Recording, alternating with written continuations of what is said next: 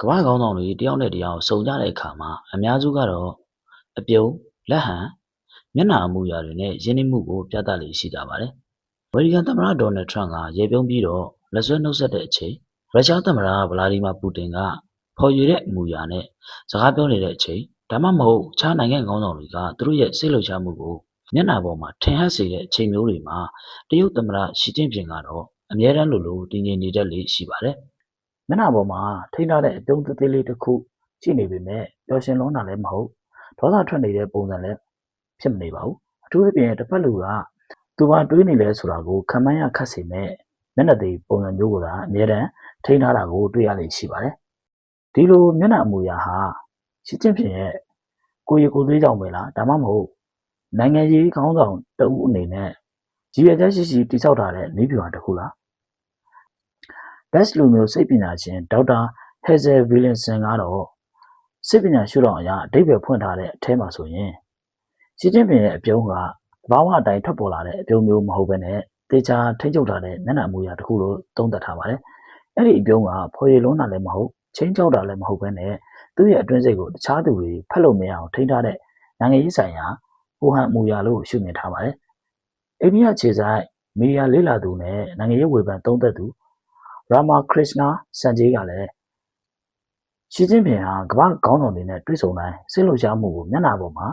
ထုတ်ဖော်ပြသလေမရှိဘူးလို့သုံးသပ်ထားပါတယ်။အမေရိကန်သမ္မတဒေါ်နယ်ထရမ့်ကအားရပါရရေပြုံးနှုတ်ဆက်နေချိန်မှာတော့ရှီကျင့်ဖျင်ကတော့အေးဆေးတည်ငြိမ်တဲ့အပြုံးကိုသာဆက်ပြီးတော့ထိန်းထားလေရှိတယ်လို့သူကထောက်ပြထားပါတယ်။စင်ကာပူခြေဆိုင်ဆက်သွယ်ရေးနဲ့ body language ကျွမ်းကျင်သူကရင်လီယောင်းရဲ့ရှီကျင့်ဖျင်မျက်နှာမူအရာနဲ့ကိုယ်မူအရာတွေကိုခွဲခြားစိတ်ဖြာရမှာလဲရုရှားသမ္မတဗလာဒီမာပူတင်နဲ့တွေ့ဆုံတဲ့အချိန်မှာရှီကျင့်ဖျင်ရဲ့အမူအရာကအကူကြီးတယောက်ကညီငယ်တယောက်ကိုကြည့်တယ်လို့တည်ငြိမ်တဲ့ပုံစံကိုဖော်ပြနေတယ်လို့သုံးသပ်ထားပါတယ်။အမေရိကန်ခြေဆိုင်တရားရေးဆိုင်ရာစိတ်ပညာရှင်ကိုမူအရာဆိုင်ရာလေ့လာသူဒေါက်တာဂျီကတရုတ်သမ္မတရှီကျင့်ဖျင်ရဲ့ကိုမူအရာကိုသုံးသပ်ထားတာလည်းရှိပါတယ်။ဒေါက်တာဂျီရဲ့သုံးသပ်ချက်အရလည်းရှီကျင့်ဖျင်ဟာကုန်သွယ်ရေးအမျိုးသားအကျိုးစီးပွားလိုအရေးကြီးတဲ့အကြောင်းအရာတွေကိုဆွေးနွေးတဲ့အချိန်တိုင်းမှာမိစေကိုအနည်းငယ်နှင့်ပြီးတော့ပြောဆိုလေးရှိပါတယ်။အဲ့ဒီအမူအရာဟာယုံကြည်မှုခိုင်မာမှုနဲ့ဘယ်အခြေအနေမှာမှလက်လျှော့လို့စိတ်မရှိဘူးဆိုတဲ့စိတ်ပိုင်းဆိုင်ရာသတင်းစကားကိုပေးနေတာလို့ဆိုထားပါတယ်။ဒါပေမဲ့သူကကျွန်တော်တို့အမြဲတမ်းသဘောထားချင်းမတိုက်ဆိုင်နိုင်ဘူးလို့ပြောတဲ့အချိန်မျိုးမှာတော့လက်ပွားနှစ်ဖက်ကိုဖြန့်ပြတဲ့အမူအရာကိုအသုံးပြုခဲ့တဲ့အကြောင်းကိုဒေါက်တာဂျီကရှင်းပြထားပါတယ်။အဲ့ဒီခိုက်တန့်ကရှီကျင့်ဖျင်ရဲ့အမှန်တကယ်ခံစားချက်ကိုအနည်းငယ်ဖော်ပြလိုက်တဲ့ရှားပါတဲ့အချိန်တစ်ခုဖြစ်နိုင်တယ်လို့လည်းဒေါက်တာဂျီကတော့သုံးသပ်ထားပါတယ်။စိတ်ဝင်စားစရာကောင်းတာကမြန်မာစစ်ကောင်းဆောင်မင်းအောင်လှိုင်ရုရှားသမ္မတပူတင်အိန္ဒိယဝန်ကြီးချုပ်နရင်ဒရာမိုဒီအမေရိကန်သမ္မတဒေါ်နယ်ထရမ့်တို့လိုမတူညီတဲ့နိုင်ငံခေါင်းဆောင်တွေနဲ့တွေ့ဆုံတဲ့အချိန်တိုင်းမှာရှီကျင့်ဖျင်ရဲ့အခြေခံမျက်နှာအမူအရာကမပြောင်းလဲသလောက်နေပါပါတယ်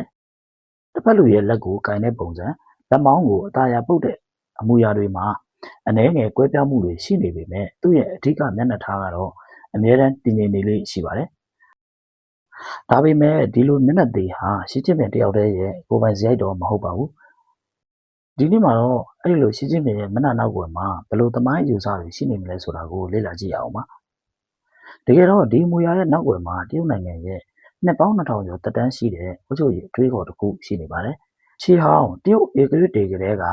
ုပ်ချုပ်သူတဦးကကိုယ့်ရဲ့ကြိုက်ခြင်းမကြိုက်ခြင်းဒေါသနဲ့ဝမ်းမြောက်ခြင်းတွေကိုမျက်နှာပေါ်မှာမဖော်ပြသင့်ဘူးလို့ယုံကြည်ခဲ့ကြပါတယ်။အဲ့ဒီအတွေးခေါ်ကိုစနစ်တကျဖော်ထုတ်ခဲ့တဲ့သူကတော့တရုတ်နိုင်ငံရဲ့အကျော်ကြားဆုံးဥပဒေဝါဒီအတွေးခေါ်ပညာရှင်ဖြစ်တဲ့ဟန်ဖိုင်ဇူးဖြစ်ပါတယ်။ဟန်ဖိုင်ဇူးရဲ့အယူဆမှာဆိုရင်အုပ်ချုပ်သူတယောက်ကဘာကြောင့်ကိုယ့်ရဲ့ခံစားချက်ကိုမျက်နှာပေါ်မှာမဖော်ပြသင့်တာလဲဆိုတာကိုသေသေးချာချာရှင်းပြထားပါတယ်။အုပ်ချုပ်သူတယောက်ကဘာကြောင့်ကိုယ့်ရဲ့ခံစားချက်ကိုမျက်နှာပေါ်မှာမဖော်ပြသင့်တာလဲ။ဒီမိခွန်းရဲ့အဖြေကိုရှာမယ်ဆိုရင်ဒီနေ့တရုတ်နိုင်ငံကနေပြန်စားလို့မရပါဘူး။အချိန်ကိုနှစ်ပေါင်း2000ကျော်နောက်ပြန်လှည့်ပြီးတော့ရှေ့တရုတ်ပြည်စီကိုပြန်သွားရပါလိမ့်မယ်။အဲ့ဒီအချိန်ကတရုတ်ပြည်ဟာဒီနေ့လိုစီးလုံးတဲ့နိုင်ငံတစ်ခုမဟုတ်သေးပါဘူး။ပြည်နယ်ကြီးတွေအချင်းချင်းစစ်တိုက်နေတဲ့ Warring State ကာလကိုဖြတ်သန်းနေခဲ့ပါတယ်။မနေ့ကမဟာမိတ်ဖြစ်တဲ့ပြည်နယ်ကဒီနေ့ရန်သူဖြစ်သွားနိုင်တယ်လို့ဒီနေ့သစ္စာခံခဲ့တဲ့မူမတ်တွေကမနက်ဖြန်မှာပုံကန်သွားနိုင်တဲ့မယုံကြည်နိုင်စရာနိုင်ငံရေးလောကကြီးဖြစ်နေခဲ့ပါတယ်။ဒါပေမဲ့အဲ့ဒီလိုမတည်ငြိမ်ခင်မှာတရုတ်ပြည်မှာအတွေးခေါ်တစ်ခုအားကောင်းခဲ့ဘူးပါတယ်။အဲ့ဒါကတော့ကွန်ပျူတာရဲ့အယူအဆပါ။ Confucius remarked about the Ji clan. ကွန်ပျူတာကလူအဖွဲ့အစည်းကိုမေတ္တာ ကိုကျင့်တရားအပြန်အလှန်လေးစားမှုတွေနဲ့တိဆောက်နိုင်တယ်လို့ယုံကြည်ခဲ့ပါတယ်။ဘယင်ကဘယင်တာဝန်ကိုကျေပွန်ရမယ်။မူမတ်ကမူမတ်တာဝန်ကိုထမ်းဆောင်ရမယ်။ပြည်သူကလည်းကိုတာဝန်ကိုကျေပွန်ရမယ်။လူတိုင်းကိုနေရာကိုသိပြီးတော့ကျင့်ဝတ်ကိုလိုက်နာမယ်ဆိုရင်တိုင်းပြည်တည်ငြိမ်မယ်လို့သူကယူဆခဲ့ပါတယ်။ဒါဟာငြိမ်းချမ်းရေးကိုအခြေခံတဲ့အတွေးခေါ်ဖြစ်ပါတယ်။ဒါပေမဲ့တမိုင်းဟာအမြဲတမ်းအတွေးခေါ်တွေကိုစမ်းသပ်လို့ရှိပါတယ်။ကွန်မြူနစ်ကိုလံပြီးတဲ့နောက်ပိုင်းမှာတော့တရုတ်ပြည်ကစစ်မီးတွေအောက်ကိုကျရောက်သွားခဲ့ပါတယ်။ပြည်နယ်တွေအချင်းချင်းအာဏာလုကြဘယင်တွေကိုမူမတ်တွေကမယုံတော့သလိုဘယင်တွေကလည်းကိုလာအောက်ခံတွေကိုတန်တရားနဲ့ကြည်လာကြပါတယ်။မြစ်တာထက်တန်တရားကပိုပြီးတော့အရေးကြီးလာပါတယ်။ယုံကြည်မှုတဲ့အာဏာကပိုပြီးတော့တမိုးရှိလာပါတယ်။ဒီလိုခင်မျိုးမှာကွန်မြူနစ်ရဲ့အတွေးခေါ်တစ်ခုတည်းနဲ့တိုင်းပြည်ကိုအုပ်ချုပ်လို့မရတော့ဘူးဆိုတဲ့ယုံကြည်ချက်တွေကပေါ်လာခဲ့ပါတယ်။အဲ့ဒီအချိန်မှာတွေးခေါ်ပညာရှင်တွေကလည်းတယောက်တစ်မျိုးအဖြေရှာလာကြပါတယ်။ရန်စူးဆိုတဲ့တွေးခေါ်ပညာရှင်ကလူတစ်ယောက်ဟာကိုယ်အကျိုးကိုဦးစားပေးသင့်တယ်လို့ပြောခဲ့ပါတယ်။ကဘာကြီးငိမ့်ညမ်းဖို့ကိုချစ်လုံးမှုတပင်ပဲပေးရမယ်ဆိုတော့မပေးပါနဲ့ဆိုတဲ့ထင်ရှားတဲ့အဆိုမိတ်နဲ့တကိုးရေးအခွင့်အရေးကိုဦးစားပေးတဲ့အယူဆတွေပေါ်လာခဲ့ပါတယ်။မင်းစီယာကတော့လူဟာမွေးရပါကောင်းမြတ်တဲ့စိတ်ရှိတယ်လို့ယုံကြည်ခဲ့ပါတယ်။ဒါပေမဲ့အဲ့ဒီယူဆတွေနဲ့လုံးဝဆန့်ကျင်တဲ့အတွေးခေါ်တစ်ခုလည်းပေါ်လာခဲ့ပါတယ်။လူဆိုတာမွေးရပါမကောင်းမှုဘက်ကိုလွယ်လွယ်ကူကူပို့ပြီးတော့ရောက်တတ်တယ်။ဒါကြောင့်လူတိုင်းကိုဥပဒေနဲ့ထိန်းချုပ်ရမယ်။အဲ့ဒီယူဆကိုလက်ခံတဲ့အုပ်စုကိုနောက်ပိုင်းမှာဥပဒေဝါဒီလို့ခေါ်လာကြပါတယ်။သူတို့အမြင်ကရိုးရှင်းပါတယ်။တိုင်းပြည်တည်ငြိမ်ဖို့ဆိုရင်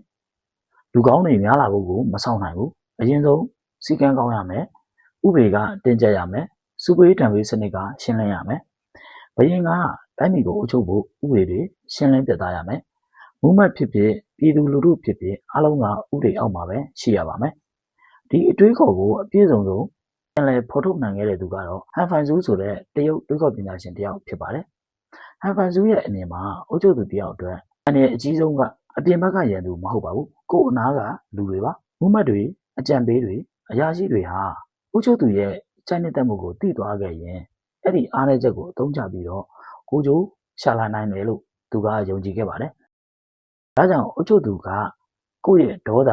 ဝမ်းမြောက်မှုစိတ်နှစ်သက်မှုမနှစ်သက်မှုတွေကိုမျက်နှာပေါ်မှာမဖော်ပြသင့်ဘူးလို့ဟန်ဖိုင်ဇူးကအလေးအနက်အကြံပြုခဲ့ပါတယ်။တစ်ဖက်လူကတင့်ကိုမဖတ်နိုင်လေတင့်အာဏာကပို့ပြီးတော့လုံခြုံလေဆိုတဲ့အယူအဆဖြစ်ပါတယ်။ဒီအယူအဆကိုစာအုပ်ထဲမှာပဲထားခဲ့တာတော့မဟုတ်ပါဘူး။တရုတ်သမိုင်းရဲ့ပထမဆုံးဒီဂရီကြီးဖြစ်တဲ့ရှင်ချီဝမ်ကဟန်ဖိုင်ဇူးရဲ့အတွေးခေါ်ကိုနိုင်ငံတနိုင်ငံလုံးရဲ့အုပ်ချုပ်ရေးစနစ်အဖြစ်ပြောင်းလဲကျင့်သုံးခဲ့ပါတယ်။ကွဲပြားနေတဲ့ပြည်တော်ခုနှစ်ခုကိုအင်အားနဲ့စီလုံးခဲ့တဲ့ရှင်ချီဝမ်ဟာဟန်ဖိုင်ဇူးရဲ့ဥပဒေဝါဒကိုအခြေခံပြီးဗဟိုချုပ်ကိုင်မှုအားကောင်းတဲ့အင်ပါယာကိုတည်ဆောက်ခဲ့ပါတယ်။ဟန်ဖိုင်ဇူးနဲ့သာတွေ့ခွင့်ရပြီးတော့မိတ်ဆွေဖြစ်ရရင်တရားရင်တော့မှ